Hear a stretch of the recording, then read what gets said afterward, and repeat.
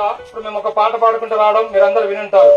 ప్రేమామృత ధారలు చిందిన మన యేసుకు సమం ఎవ్వరు. అవునండి, ప్రేమామృత ధారలు చిందిన మన యేసుకు సమమైనటువంటి వారు ఈ లోకంలో ఎవ్వరు కూడా లేరండి.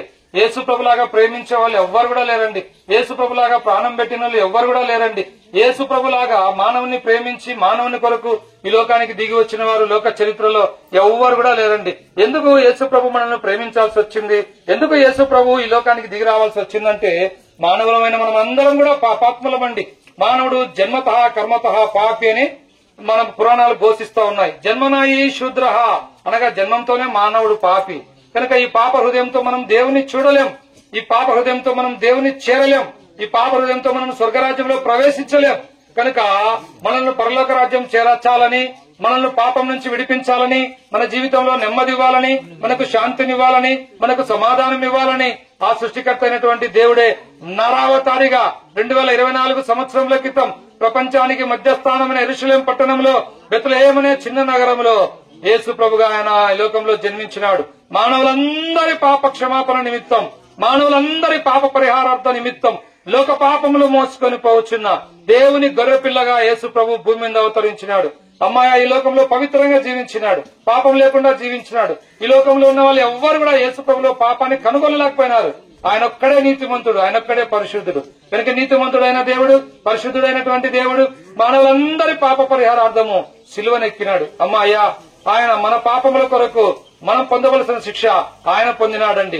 మనం తినవలసినటువంటి దెబ్బలు ఆయన తిన్నాడండి. మనం ధరించవలసినటువంటి ముళ్ళ కిరీటం మనకు బదులుగా యేసు ప్రభు సిలువలో ధరించినాడు. ఒక దొంగ, ఒక దేశద్రోహి, ఒక పాపం చేసినటువంటి వ్యక్తి అనుభవించవలసినటువంటి శిక్ష ఏ పాపం ఎరిగినటువంటి నిష్కలంకుడైనటువంటి యేసు ప్రభు మనందరి పాపముల కొరకు ఆయన సిలువలో మరణించినాడు, సమాధి చేయబడినాడు. 3వ దినాన మరణం జయించి తిరిగి లేచినాడు. మరణము జయించి తిరిగి లేచిన వారు లోక చరిత్రలో ఎవ్వరు కూడా లేరండి. ప్రియమైన సోదరి సోదరుడా, నిన్ను ప్రేమించి నీ కొరకు ప్రాణం పెట్టి ఆయన తిరిగి లేచినాడు, పరలోకానికి ఆరోహణుడైనాడు. ఈ మధ్యాహ్న కాల సమయంలో ఈ గ్రామంలో నివసిస్తున్న నువ్వు ఎవరైనా సరే, ఎంత ఘోర పాపివైనా సరే, ఎన్ని దినాల నుంచి పాపములు చేసిన వాడవైనా సరే, నీ పాపముల సంఖ్య ఎంత పెద్దదైనా సరే, ఇష్టపూర్వకంగా యేసు ప్రభువా నేను పాపిని, నన్ను క్షమించని ఒక చిన్న ప్రార్థన చేసుకుంటే చాలు. యేసు రక్తం ప్రతి పాపం నుంచి నిన్ను కడిగి పవిత్రులుగా చేస్తుందండి. దేవుని వాక్యంలో ఒక మాట రాయబడింది, ఒకడు క్రొత్తగా జన్మించితేనే గాని దేవుని రాజ్యంలో ప్రవేశించలేడు. అవునండి, మానవులందరికీ కూడా నూతన జన్మ కావాలా అంటే, నూతన జన్మ అనగా మనలో ఉన్నటువంటి పాపాన్ని తీసివేసి, మనలో ఉన్నటువంటి పాపము శాపము తీసివేయబడినప్పుడు మాత్రమే మనకు నూతన జన్మ. మానవునికి పాపము శాపము ఈ లోకంలో ఎవ్వరు తీసేయలేరు, ఎవరి వల్ల కూడా కాదు. ఎందుకంటే అందరూ కూడా పాపం చేసినటువంటి వారే. అయితే ఆ నీతిమంతుని రక్తం ఈ మధ్యాహ్న కాల సమయంలో నిన్ను ప్రేమిస్తా ఉంది, నిన్ను పిలుస్తా ఉన్నాడు, నిన్ను ప్రేమిస్తా ఉన్నాడు. సోదరి సోదరుడు నువ్వు అనుకుంటూ ఉండవచ్చు, మేము పుట్టినప్పటి నుంచి క్రైస్తవులమే కదా, యేసుప్రభు గురించి మాకు బాగా తెలుసు అని నువ్వు అనుకోవచ్చు. మంచిదే. అయితే నీ హృదయం యేసుప్రభుకి ఇచ్చినావా? నీలో ఉన్నటువంటి పాపం తీసివేయబడిందా? నువ్వు పాప క్షమాపణ పొందినావా? యేసుప్రభుకి ఇష్టపూర్వకంగా నువ్వు జీవిస్తా ఉన్నావా? అలాగైతే ఓ సహోదరి సహోదరుడా, పరలోక రాజ్యం నీ కొరకే.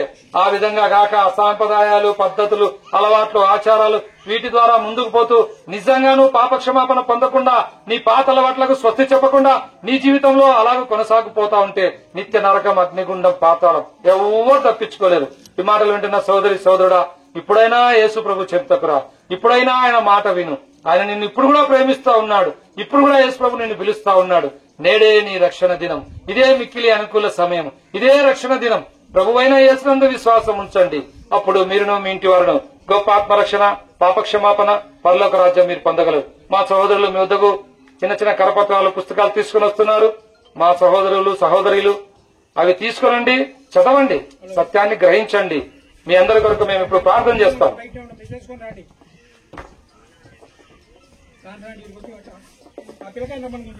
ప్రేమ నమ్మకం గల మా ప్రేపరలోక తండ్రి, గ్రామ ప్రజలను ప్రేమించినందుకే వందనాలు. ప్రేమామృత దారాలు చెందిన మన యేసుకు సమమెవరు? మీతో సముడైనటువంటి లోక చరిత్రలో ఎవ్వరు లేరు ప్రభా. ఎవ్వరు ఇంతగా ప్రేమించలేదు, ఎవ్వరు ప్రాణం పెట్టలేదు. మీరు మాత్రమే ప్రేమ కలిగినటువంటి దేవుడు ప్రభా. యొక్క సత్యాన్ని ఇక్కడున్న ప్రజలందరూ విన్నారు. యేసు ప్రభా, విన్నవారిలో మీ కార్యం చేయునైనా, మీ చిత్తంలో మీ ఏర్పాట్లను వారిని రక్షించుకున్నాము దేవా. ఈ ప్రాంతానికి శుభమని చెప్పి వెళ్తున్నాం ప్రభా. వీరిలో మీరే కార్యం జరిగించండి. ఇక్కడ ప్రజలను దీవించి ఆశీర్వదించండి. వారి జీవితాల్లో నిజమైన పాప క్షమాపణ వారికి అనుగ్రహించండి. వారి బిడ్డలను, వారి పాడి పశువులను, వారి పంట పొలాలను వారి చేతి వృత్తులన్నిటి కూడా దీవించి ఆశీర్వదించమని యేసు ప్రభు నామమున స్తుతించి ప్రార్థించి అడిగి వేడుకుంటున్నాం మా తండ్రి. ఆమేన్.